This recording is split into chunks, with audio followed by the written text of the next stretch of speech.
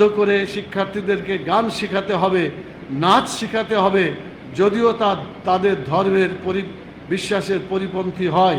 প্রাথমিক বিদ্যালয়ে যোগ্য ধর্মীয় শিক্ষক নিয়োগ দিতে হবে। শিক্ষার্থীদের অন্তরে নৈতিকতা, চারিত্রিক দৃঢ়তা, সঠিক মূল্যবোধ প্রতিষ্ঠার লক্ষ্যে এবং শিক্ষার্থীদের সঠিক পথে গড়ে তুলতে অবিলম্বে ধর্মীয় শিক্ষক নিয়োগের দাবিতে সরব হয়েছে শিক্ষামহল। বাংলাদেশের প্রাথমিক বিদ্যালয়ে দীর্ঘদিনের শূন্যতা পূরণে এবং শিক্ষার্থীদের নৈতিক শিক্ষা ও চারিত্রিক গঠনে ঘাটতি মেটাতে এ নিয়োগ এখন সময়ের দাবি। আন্তর্জাতিক প্রেক্ষাপটে ইন্দোনেশিয়া, মালয়েশিয়া, পাকিস্তান, ব্রুনাই, ফিনল্যান্ডের মতো দেশগুলোতে প্রাথমিক স্তরে স্বতন্ত্র ধর্মীয় শিক্ষক নিয়োগের প্রচলন রয়েছে। এই দেশগুলির শিক্ষা ব্যবস্থা প্রমাণ করে যে নৈতিক এবং ধর্মীয় শিক্ষা শিক্ষার্থীদের সামগ্রিক বিকাশে অপরিহার্য। এবং আপনারা নিশ্চয়ই জানেন যে শিক্ষার মধ্যে কোনো নৈতিক শিক্ষা থাকে না, ধর্মীয় শিক্ষা থাকে না, সেটাকে মানুষের শিক্ষা বলে না, এটাকে পশুর শিক্ষা নামে অভিহিত করা হয়। এই প্রবাদ বাংলাদেশে আমরা ছোটবেলা থেকেই শুনে এসেছি। সম্প্রতি 28শে আগস্ট 2025 তারিখে গণপ্রজাতন্ত্রী বাংলাদেশ সরকার সরকারি প্রাথমিক বিদ্যালয় শিক্ষক নিয়োগের বিধিমালা 2025 SRO নম্বর 353 আইন 2025 প্রকাশ করেছে। এতে গানের বিষয়ে শিক্ষক নিয়োগ প্রক্রিয়ার কথা থাকলেও অতীব প্রয়োজনীয় ধর্মীয় শিক্ষক নিয়োগের কোনো কথা নেই। সম্মানিত সাংবাদিক বন্ধুগণ, প্রাথমিক শিক্ষা ব্যবস্থার বর্তমান চিত্র হচ্ছে এখানে ধর্মীয় শিক্ষা আছে কিন্তু শিক্ষক নাই। বর্তমানে প্রাথমিক বিদ্যালয়ে ধর্মীয় শিক্ষার পাঠ্য বই থাকলেও আলাদা অভিজ্ঞ শিক্ষক নেই। এমনকি অনেক বিদ্যালয়ে হিন্দু শিক্ষক দিয়েও ইসলামী শিক্ষা দান করা হচ্ছে, যেটা সবচাইতে নিন্দাযোগ্য ব্যাপার। বাংলাদেশ জার্নাল 17 সেপ্টেম্বর 2018 ইসলাম শিক্ষা পড়ান হিন্দু শিক্ষক সমকাল 16 নভেম্বর 2023 27 স্কুলে ধর্ম শিক্ষক নাই।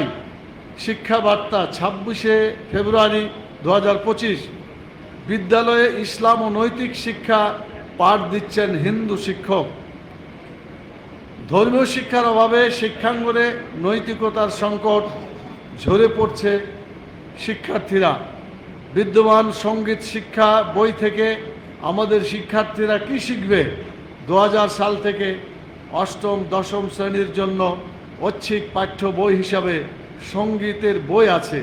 সেই বইগুলো বা এ ধরনের আদলে তৈরি সঙ্গীত বই প্রাথমিক শিক্ষায় অন্তর্ভুক্ত করার পরিকল্পনা করছে সরকার। এসব সঙ্গীত বইয়ে যেসব সঙ্গীত অন্তর্ভুক্ত করা হয়েছে সেগুলোর অনেকগুলো এমন যা স্বাভাবিক রুচি এবং শালীনতার পরিপন্থী।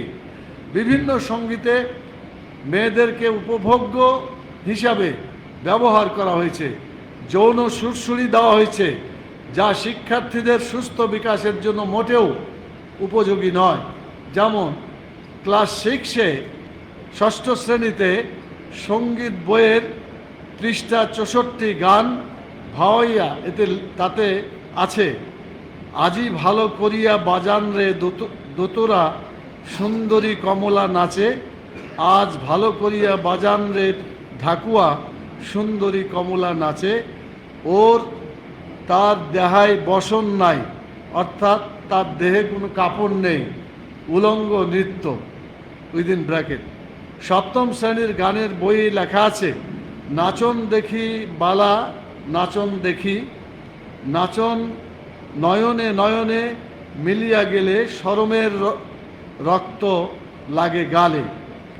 এ ধরনের গান থেকে আমাদের কোমলমতি শিক্ষার্থীগণ, বিশেষ করে প্রাইমারি স্কুলের শিক্ষার্থীগণ আসলে কি শিখবেন তা বোধগম্য নয়। বাধ্য করে শিক্ষার্থীদেরকে গান শেখাতে হবে, নাচ শেখাতে হবে, যদিও তাদের ধর্মের বিশ্বাসের পরিপন্থী হয়। এটি স্পষ্ট ধর্মীয় স্বাধীনতার পরিপন্থী, যেটা সাংবিধানিক পরিপন্থীও বটে। প্রাথমিক বিদ্যালয়ে স্বতন্ত্র ধর্মীয় শিক্ষক, বিভিন্ন দেশের অনুশীলন। ইন্দোনেশিয়ার প্রাথমিক বিদ্যালয়ে ধর্মীয় শিক্ষার এক মডেল রয়েছে। ইন্দোনেশিয়ার মতো একটি রাষ্ট্র যদি ধর্মীয় শিক্ষাকে সঠিক গুরুত্ব দেয়, তবে তা কেবল শিক্ষার্থীদের নৈতিক এবং চারিত্রিক বিকাশই নিশ্চিত করে না, বরং একটি সুস্থ এবং শান্তিপূর্ণ সমাজ গঠনেও অপরিহার্য ভূমিকা রাখে।